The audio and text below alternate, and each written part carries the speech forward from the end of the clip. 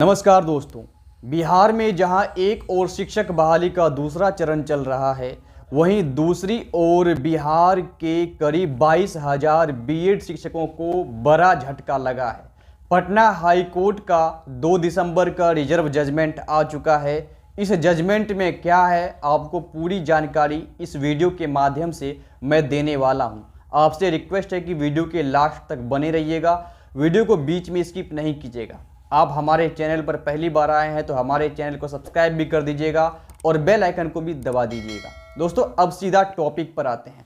Patna high court का 2 दिसंबर का एक जजमेंट जो रिजर्व किया हुआ था वह आ चुका है और इस जजमेंट के माध्यम से बिहार के करीब 22,000 बीएड शिक्षकों को अयोग्य घोषित कर दिया गया है।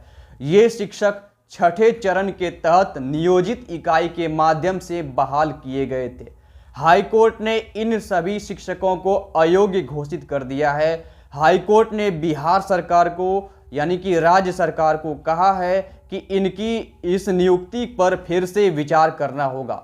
दोस्तों, हाई कोर्ट ने आगे कहा है कि प्राथमिक शिक्षक के लिए केवल डीएलएड अभ्यर्थी ही योग्य होने वाले हैं, बीएड अभ्यर्थी इसके लिए योग्य नहीं होने वाले हैं। इन शिक्षकों की नियुक्ति 2022 में नियोजित इकाई के माध्यम से की गई थी और नियोजित इकाई के माध्यम से करीब 22,000 शिक्षक ऐसे पाए गए जो कि बीएड अभ्यर्थी थे, बीएड किए हुए शिक्षक थे और प्राथमिक शिक्षक के रूप में यह स्कूल में पढ़ा रहे थे। इन सभी शिक्षकों को अयोग्य घोषित कर दिया गया है हाई कोर्ट के द्वारा। अब इन शिक्षकों को हटाने के बाद, जो कि बिहार सरकार के द्वारा हटाया जाएगा, हटाने के बाद जो सीटें रिक्त होंगी उसके लिए भी आने वाले समय में आपको नियुक्ति प्रक्रिया यानी कि बहाली प्रक्रिया देखने को मिल सकती है।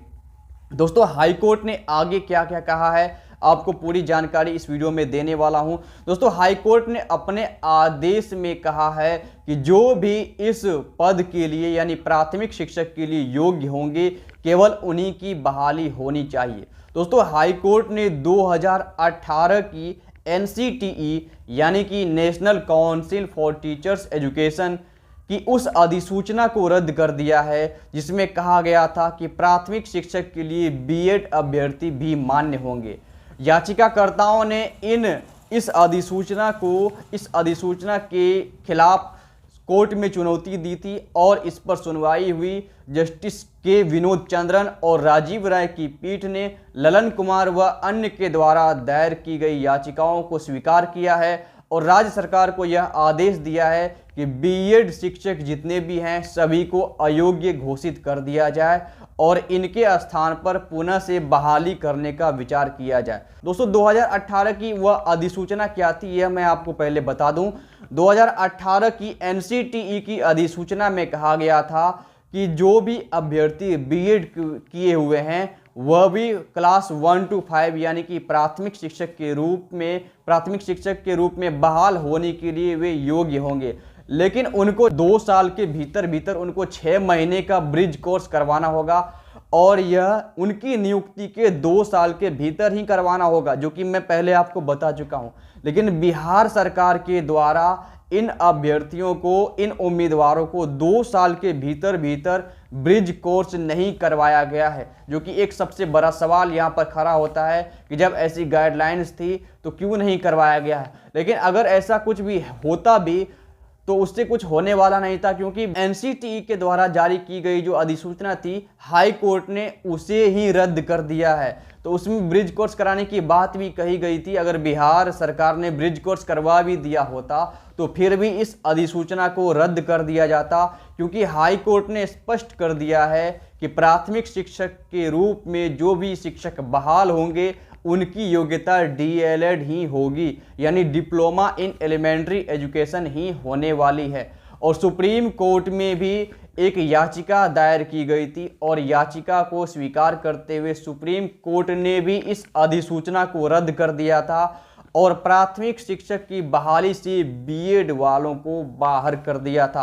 प्राथमिक शिक्षक के रूप में बहाल होने के लिए जो योग्यता है वह अब केवल डीएलएड रह गई है और हाल के दिनों में एक ऐसा फैसला भी आया है जिसमें NIOS यानी national institute of open schooling के माध्यम से जिन्होंने DELED की डिग्री प्राप्त की है उसकी भी मान्यता रद्द कर दी गई है अगर वो शिक्षक के रूप में बहाल होते हैं तो यह हाई कोर्ट का फैसला था। इस फैसले में यह भी कहा गया है, जो कि मैंने आपको पहले ही बता दिया, कि बिहार सरकार के द्वारा अब इन रिक्त पदों पर फिर से विचार किया जाएगा।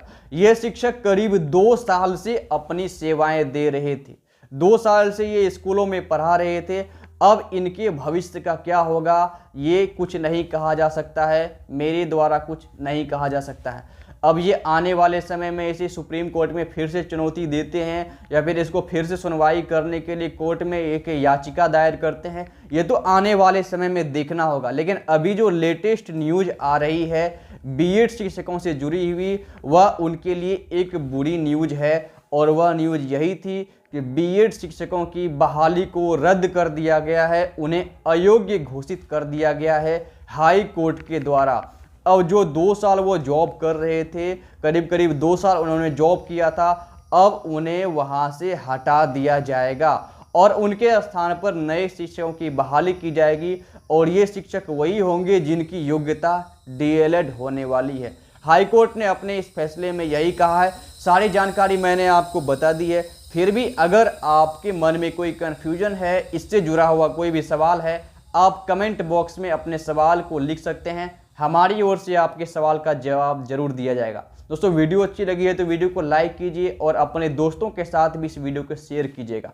वीडियो को लास्ट तक देखने के लिए आपका बहुत बहुत शुक्रिया। जय हिंद, वंदे मातरम।